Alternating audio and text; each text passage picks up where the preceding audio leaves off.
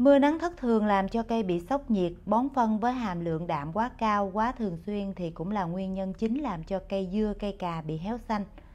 Nấm bệnh và vi khuẩn đang có trong đất, đặc biệt là con tuyến trùng đang gây hại trực tiếp lên bộ rễ làm cho cây bị héo xanh và chết đột ngột. Không chủ động phòng bệnh, đợi tới khi thấy cây bị héo xanh rồi mới bắt đầu tìm phương pháp. Xin chào mọi người, video hôm nay mình xin chia sẻ mọi người cách phòng bệnh héo xanh trên cây dưa, cây cà chua cũng như là cách phòng bệnh héo xanh trên tất cả các loại cây hoa màu. Trong quá trình làm vườn, đôi khi mọi người sẽ gặp hiện tượng cây đang phát triển tươi tốt bỗng nhiên héo rũ và chết đột ngột. Sáng nay làm vườn thấy cây còn phát triển tốt, cây tươi rất là đẹp, trưa nắng lên cây lại héo. Tối thời tiết mát mẻ thì cây tỉnh trở lại, nhưng được vài ngày vậy thôi thì cây sẽ chết luôn. Có rất nhiều nguyên nhân làm cho cây bị héo xanh và chết đột ngột. Nguyên nhân chính vẫn là nấm bệnh và vi khuẩn đang có trong đất. Đầu tiên thì mình sẽ nói những cái lỗi mà mọi người làm sai trong quá trình làm vườn và chăm sóc cây. Tiếp theo thì mình chia sẻ mọi người cách khắc phục và đưa ra cái hướng xử lý kịp thời. Và đây là dây bí đang có dấu hiệu bị héo xanh. Buổi sáng thì cái dây bí này nó còn tươi tốt lắm, trưa nắng lên thì cây bí héo, chiều thời tiết mát mẻ thì cây bí lại tỉnh lên. Được vài ngày như vậy thì cái dây bí này nó cũng sẽ chết nha mọi người. Và đây là mấy cái chậu dưa mình trồng dưới quán cơm tắm á mọi người. Ở quán cơm này thì xa nhà mình lắm, mình không có tiện chăm sóc á, cho nên mình chỉ trồng cho vui thôi. Thỉnh thoảng thì mình nhờ nhân viên lên tưới cây thôi, chứ lúc trồng mình không có xử lý đất, cũng không có phun phòng bệnh luôn. Ở đây mình trồng tầm 20 cây dưa thôi mọi người. Và giờ trong vườn cũng có khoảng 4-5 cây đang có dấu hiệu bị héo xanh. Và trong vườn đã có những cây dưa bị héo xanh rồi thì những cây khỏe còn lại khả năng bị lây bệnh rất là cao. Đặc biệt là những cây mà mình trồng chung chậu á, trong chậu mà có một cây bị héo xanh rồi thì những cây còn lại kiểu gì cũng sẽ bị héo xanh. Và sau đây là những nguyên nhân làm cho cây bị héo xanh nè. Nguyên nhân đầu tiên là do mọi người xử lý đất chưa sạch mầm bệnh. Bón phân quá nhiều làm cho cây bị sốc phân và cây cũng sẽ chết đột ngột. Kể cả khi mọi người bón phân hữu cơ thì mọi người cũng phải bón có liều lượng, chứ mọi người bón quá nhiều thì cây nó cũng sẽ bị ngộ độc hữu cơ. Và với những bạn mới bắt đầu làm vườn á, mình thấy mọi người bón phân quá nhiều, bón phân với lịch trình dày đặc nè, bón quá nhiều loại phân, muốn bón lúc nào là bón, không theo một trình tự liều lượng hàm lượng nào hết. Cây cối thì cũng giống như con người, mình ăn uống đầy đủ chất dinh dưỡng nhưng mình ăn với mức độ vừa phải thôi thì cái bộ máy trong cơ thể mình nó mới vận hành tốt được. Hôm nào mình ăn nhiều quá mình sẽ bị đau bụng, thương thực và cơ thể mình cũng sẽ rất mệt mỏi. Cây cối cũng vậy thôi mọi người. Mọi người cho nó ăn cùng lúc quá nhiều loại phân vậy thì nó cũng sẽ bị sốc phân và nó cũng sẽ rất mệt mỏi. Và khi mọi người bón nhiều loại phân vậy không theo hàm lượng liều lượng gì hết thì cây cối nó cũng sẽ không ra hoa đậu trái theo ý mình, vì nó không biết mình đang làm gì với nó luôn đó mọi người. Rồi ngoài ra thời tiết cũng rất là quan trọng. Nếu như mọi người trồng cây mà không đúng mùa vụ á, mọi người trồng mà dính vào mùa mưa á, thì cây của mình rất dễ bị sốc nhiệt và chết đột ngột. Và những lúc gặp thời tiết bất lợi, mưa nhiều, mưa nắng nắng mưa, cái thời tiết nó thay đổi đột ngột vậy thì cây cũng rất dễ bị héo xanh. Như hôm nay trời đang nắng nè, tự nhiên mưa liên tục mấy ngày vậy đó, rồi trời nắng gắt trở lại, nhiệt độ tăng cao thì cây dưa lưới của mình rất dễ bị sốc nhiệt. Và mọi người không nên trồng một loại cây nhiều vụ liên tiếp trên cùng một mảnh đất, hoặc là trồng liên tiếp trong một chậu đất. Mình nói ví dụ như cây dưa, vụ này mình đã trồng dưa rồi nè, thì vụ sau mọi người không được trồng dưa nữa mà mọi người phải luân canh trồng sang loại cây khác. Mình nói dưa ở đây là bao gồm các loại dưa họ nhà dưa đó mọi người, chứ không riêng loại dưa nào hết nha. Nếu như mọi người vụ này trồng dưa leo, dưa lê, dưa lưới nè, hay là dưa gang gì đó thì vụ sau mọi người không được trồng dưa nữa. Và mọi người nên luân canh cho mảnh đất của vườn nhà mình. Như vụ này mình trồng dưa rồi nè, vụ sau mọi người có thể trồng bầu bí mướp, trồng đậu, trồng khổ qua. Cây dưa, cây cà thì nó có nhiều bệnh lắm. Sau khi mình thu hoạch xong rồi thì nó cũng sẽ để lại một số nấm bệnh tồn đọng ở trong đất. Và nếu như được thì sau khi thu hoạch cà dưa xong á, mình nhổ bỏ cây rồi thì cái chỗ trồng cà dưa đó mọi người nên trồng cây vạn thọ hoặc là cây gia vị vào. Và bộ rễ của những cây gia vị này sẽ tiết ra tinh dầu thấm từ từ vào trong đất, cũng sẽ giúp xua đuổi một số côn trùng và nấm bệnh gây hại trong đất. Và đặc biệt là tinh dầu trong cây hoa vạn thọ đó mọi người, nó sẽ thấm vào trong đất và giúp xua đuổi con tuyến trùng nha. Con tuyến trùng là nguyên nhân chính làm cho cây bị héo xanh đó. Và tác dụng khi mình trồng cây rau gia vị và cây vạn thọ trong vườn thì nó phải từ từ nha mọi người. Mỗi ngày một chút, mình trồng năm này qua tháng nọ vậy thì nó mới có tác dụng trong vườn nhà mình, chứ không phải mình trồng một sớm một chiều mà nó có tác dụng liền đâu. Và trong quá trình chăm sóc cây thì mọi người cố gắng đừng để cho cái thân cây bị chày xước, đừng để lại cái vết thương trên cây. Những cái vết thương hở trên cây á, sẽ là điều kiện và cái môi trường thuận lợi để cho vi khuẩn và nấm bệnh xâm nhập vào. Và nếu như có cắt tỉa cành thì mọi người nên chọn ngày nào nắng nhiều. Sau khi cắt tỉa xong mà có nắng thì vết cắt nó sẽ khô nhanh, nó liền sẹo thì vi khuẩn và nấm bệnh không có xâm nhập vào được. Và ngược lại thì mọi người không nên thu hoạch và cắt tỉa cành vào những ngày mưa nha. Ban đêm thì mọi người cũng không cắt tỉa cành luôn. Và khi tưới cây thì mọi người nên tưới cây một lần vào buổi sáng cho những ngày nắng nhiều. Những ngày âm u thì không cần phải tưới luôn. Mình thấy cái chậu đất mình nó còn độ ẩm thì thôi, không cần phải tưới nữa. Và khi tưới cây thì mọi người nên tưới vào buổi sáng nha, không nên tưới vào buổi trưa. Buổi trưa đang nắng vậy đó, mọi người tưới cây thì cây rất dễ bị sốc nhiệt nha. Cây đang ra hoa mà sốc nhiệt thì cây sẽ bị rụng hoa luôn đó. Và nếu như mọi người trồng cây dưa cà dưới ruộng thì bắt buộc mọi người phải làm luống cao. Còn nếu như mọi người trồng cây dưa, cây cà trong chậu thì mọi người phải đục lỗ thoát nước tốt. Cái chậu đất thì phải thông thoáng nha, cần một cái độ ẩm vừa phải thôi. Chậu đất lúc nào cũng ướt chèm nhẹp thì kiểu gì cây dưa của mình nó cũng sẽ bị héo xanh và chết nha mọi người. Và mình cũng không được tưới cây ban đêm luôn nha. Ban đêm trời không có nắng mà nhiệt độ tăng cao thì mầm bệnh cũng sẽ phát sinh nhiều. Và trong quá trình lớn lên của cây thì mọi người phải chủ động phòng bệnh cho cây, phòng bệnh từ gốc lên tới ngọn nha. Cây dưa, cây cà thì nó có nhiều bệnh lắm. Mọi người nên chủ động phòng trước đi thì mình sẽ đỡ vất vả hơn, chứ để cây bị bệnh rồi tốn tiền tốn công mà chưa chắc đã chữa hết bệnh. Và đó cũng là những cái nguyên nhân làm cho cây bị héo xanh, mình cần sửa sai và cần khắc phục trong cái công việc làm vườn của mình. Và tiếp theo thì mình chia sẻ mọi người cách khắc phục và cách xử lý nhanh, cách chặn đứng bệnh héo xanh trong vườn nhà mình. Để phòng bệnh héo xanh thì sau khi thu hoạch xong một vụ dưa, vụ cà thì mọi người nên nhặt hết những tàn dư của vụ trước, cách ly xa vườn.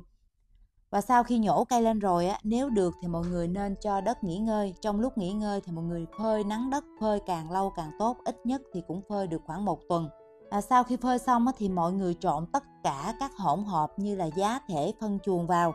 Và những loại phân chuồng mà để trồng cây thì những loại phân đó phải được ủ quai mục. Rồi tiếp theo thì mọi người phải dùng vôi bột nha. Vôi bột thì mọi người phải dùng cho được cái loại vôi xay nóng, cái loại vôi mà diệt mầm bệnh, sát khuẩn đất, chứ không phải vôi nào cũng dùng được đâu. Rồi mình rắc vôi trực tiếp lên cái nền đất mà mình đang trộn, mình xử lý cho nó sạch mầm bệnh đi rồi mình bắt đầu trồng cây vào được. Cách trộn đất và xử lý đất thì những video trước mình đã chia sẻ rất là tỉ mỉ và chi tiết rồi. Bạn nào chưa xem thì nói mình gửi video lại cho mọi người xem nha. Và trong quá trình trồng thì mọi người phải chủ động phòng bệnh thêm. Như vườn nhà mình là mình thường xuyên rắc nấm Trichoderma vào trong đất nè. Cái nguyên nhân chính làm cho cây dưa, cây cà bị héo xanh là do con tuyến trùng nó ở trong đất mọi người. Nó len lỏi vào trong bộ rễ, nó làm cho cái bộ rễ phình to ra. Đến khi cái bộ rễ phình to ra hết sức chịu đựng rồi thì cây sẽ bị héo xanh và chết đột ngột. Và khi mình rắc cái chế phẩm nấm Trichoderma này vào trong đất là mình đang bổ sung hệ vi sinh vật có lợi cho đất, giúp ngăn ngừa tuyến trùng hại rễ. Ngoài ra thì chế phẩm này còn có tác dụng phòng ngừa một số nấm bệnh đang tồn tại trong đất. Không riêng gì cây dưa, cây cà, cây hành, cây hẹ, cây bầu, cây bí mướp, cây nào mà nó hay bị bệnh thì mình đều dùng nấm Trichoderma để rắc hết nha mọi người. Đặc biệt là khi mình trồng cây vào mùa mưa thì mọi người phải rắc cái nấm Trichoderma này thường xuyên hơn để phòng bệnh trong đất. Và trong cái chế phẩm này nhà sản xuất có bổ sung thêm humic. Khi nào mình dùng cái sản phẩm này để phòng bệnh cho cây thì cái lúc đó mình không cần phải dùng phân, vì humic nó có tác dụng làm cho khỏe rễ và làm cho cái cây của mình nó phát triển nhanh. Những cái lúc nào mình dùng nấm Tricho mình rắc vào trong chậu rau thì vài ngày sau mình thấy cái chậu rau nó phát triển nhanh. Cho nên khi nào mình dùng nấm Tricho để rắc vào trong đất thì cái lúc đó mình không cần phải dùng phân. Và đây là cách mình phòng bệnh cho những cái vườn không bị tuyến trùng. Còn với những cái vườn đã bị tuyến trùng rồi thì mình sẽ có cách xử lý khác. Và sau khi mình rắc nấm Tricho vào trong đất thì mình sẽ tưới nước sơ qua để cho nấm Tricho được thấm vào trong đất. Rồi với những cái vườn mà mình sử dụng vôi nhiều quá thì mình cũng phải thường xuyên sử dụng thêm nấm Trichoderma để nó cải tạo cho cái nền đất mình được tơi xốp và màu mỡ. Hiện tại thì cái vườn mình nó không bị tuyến trùng thì mình xử lý như vậy là được rồi. Còn nếu với những cái vườn nào mà đã bị tuyến trùng, rễ cây từng bị u cục rồi thì mọi người xử lý vôi thôi là chưa đủ. Và sau đây là những cái biện pháp dành cho những vườn đã bị tuyến trùng rồi. Sau khi mọi người xử lý đất bằng vôi xong rồi trước khi trồng cây vào thì mọi người nên tưới qua một lần thuốc diệt tuyến trùng. Và thuốc đặc trị tuyến trùng thì mọi người tham khảo thuốc Velum của hãng Bayer này. Thuốc trị tuyến trùng thì nó có nhiều loại lắm, tùy theo cái túi tiền nhà mọi người mà mọi người chọn cái sản phẩm nào cho phù hợp. Riêng cái sản phẩm Velum này thì mình thấy nó chất lượng nhưng giá rất là cao, một chai có 100ml vậy đó mà giá gần 300.000. Tất cả các sản phẩm của hãng Bayer này thì không có cái loại thuốc nào rẻ hết nha mọi người, nhưng mà mình rất thích cái sản phẩm của công ty này. Mình nói ví dụ như cái thuốc tiến trùng Velum này khi mình tưới vào trong đất á, thì nó sẽ đặc biệt chỉ diệt mỗi con tuyến trùng thôi, vi sinh vật và trùng đất thì không bị chết. Còn với những dòng thuốc của những công ty khác á, thì mình tưới vào trong đất thì nó giết chết hết nha mọi người, không chừa con nào hết. 100ml thuốc mà bán giá gần 300.000 thì nghe nó cao quá, nhưng khi mình pha ra thì thấy cũng rất là lợi. 1ml thuốc thì mình pha được với 3 lít nước nha mọi người. Và khi vườn đã có tuyến trùng rồi thì 6 tháng mọi người tưới thuốc Velum vào trong đất một lần, trước khi trồng cây hoặc là sau khi trồng cây cũng được. Rồi tiếp theo mình chia sẻ mọi người cách xử lý nhanh với những vườn cây đang bị héo xanh. Thường khi mình trồng cây thì cây dưa và cây cà là nó bị héo xanh nhiều nhất. Cũng gần tới mùa cà rồi thì mình chia sẻ mọi người trực tiếp trên cây cà luôn nha. Tấm hình này thì mình tải trên mạng về nha mọi người. Trong những lúc mình làm vườn mình tưới cây thì mình quan sát những cây cà chua nào mà nó có những cái hột mụn nổi lên trên thân cây. Cái đoạn thân cây mà nằm gần gốc của mọi người nó hay nổi những cái hột mụn li ti trên thân cây vậy nè, là cây cà chua đó đã bị héo xanh rồi. Và khi cây nó bị nổi lên những cái nốt mụn li ti vậy mà mình không biết cây mình đã bị héo xanh, mình không có biện pháp phòng trừ gì hết thì cây của mình sẽ bị héo xanh như cái hình ở giữa. Và nếu như cây nó có dấu hiệu như vậy mà mọi người không biết, mọi người không có biện pháp phòng trừ gì hết thì cây của mình sẽ bị héo xanh như cái hình giữa như vậy. Và khi đã bị héo xanh rồi thì trong cái ruột của cây cà chua nó cũng sẽ bị hư y như vậy nha mọi người. Không phải cây nào nó bị héo xanh thì nó cũng có cái mụn li ti trên thân cây hết, có cây nó không có gì hết, nó muốn chết là nó chết nha mọi người. Cho nên mình phải có chủ động phòng trừ trước chứ không phải tới khi bị rồi mới chữa.